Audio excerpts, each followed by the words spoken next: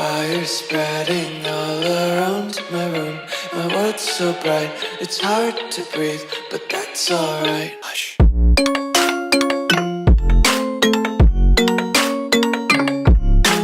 What's up guys, Gaming Guide here, and today we'll see 5 tips to get better with Gogeta, plus 1 to survive or counter him. It's been 2 days since he came out, and I've done a lot of PvP, so I'm pretty sure that these tips will help you as much as they helped me. Now let's get right into it. Number 1. Use your gauge wisely. Gogeta's gauge, as we know, it's really powerful. It only takes 3 hits to fully charge it, and will restore health and get what's undoubtedly the best counter in the game. But this also has a hidden feature, if we can call it this way. This is the ability to activate this counter while doing a cover change, and I guess you know what's my point here. Don't just waste it as soon as you get it. Since Gogeta is really tanky, you won't need that to survive a blue card. Instead, you can use that as an alternative cover change against every card in the game. This includes ultimates or blue cards. But don't worry, this doesn't end here. Since this is a counter gauge, it won't count as a cover change, therefore it won't get nullified by the cover change nullification ability. This means that if you keep that instead of wasting it, you get a free cover change against everything but the Rising Rush, which is really great. Number 2. Use your main right. Since the start of Dragon Ball Legends, once main ability started to get better, they only get seen as 2 things: big blue damage card and healing. But it's been some years since then, so it's time to actually read what massive effects main abilities give to the new units. In Gogeta's case, you become unstoppable for 20 timer counts straight. You get card and key protection, so you can avoid like 95% of disruption abilities, like Boo or Blue Bros. Tap neutral, and most important of them all, you get 40% to critical rate. That's massive. To give an idea, those insane damage that Blue Bardock gives to other Saiyans are plus 30% to critical rate and plus 70% to critical damage. Now, you also get, as Gogeta, plus 15% to critical damage as Last Man.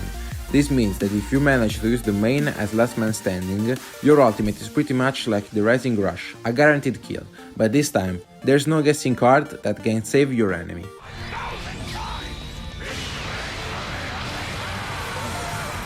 Number 3.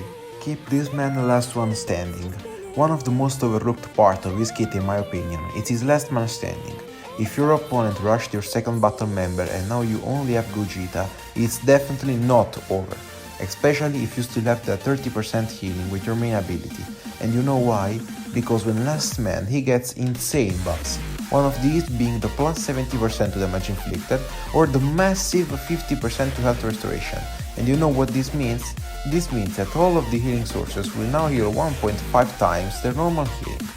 For example, the main ability will now heal 45% of max health. Same goes for the mid health healing, along with type neutral for everything. This offense-defense combination makes 1v2 or even 1v3 massively easier than with anyone else. Number 4. Use his cover change to deal huge damage. As I already said, he has an universal cover change with the full gauge, but is this really all? The answer is no, because cover changing with both the gauge active or not will punish the enemy, just in a different way. With the active gauge, you'll destroy all of your enemy cards, interrupt the combo even with the cover change notification, and draw you 4 cards. Meanwhile, the normal cover change will punish a lot more in a damaging way, since you will draw a blue card and chain it. If you have another 3 cards, that's a plus 45% to that damage that will punish anyone. So yeah, his cover change is not just a defensive mechanic.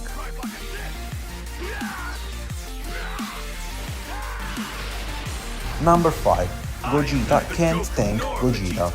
A thing I've learned the hard way is Gogeta can't tank another Gogeta. An example is when the enemy uses an ultimate. Trust me, do not put Gogeta hoping to tank that.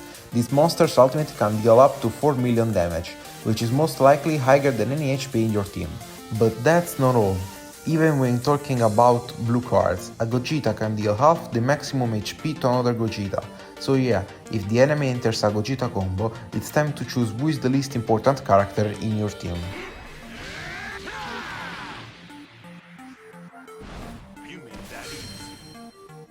Bonus tip: how to counter Gogeta.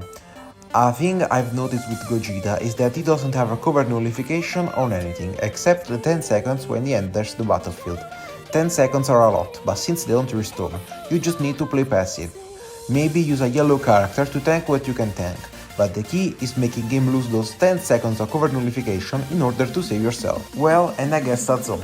Remember that the key to win is just using the character's kit after 100%, and with this new unit, it won't be hard since the kit isn't too complicated. Now open Legends and go destroy your enemies with this death machine. Remember to subscribe and like for more content. See ya!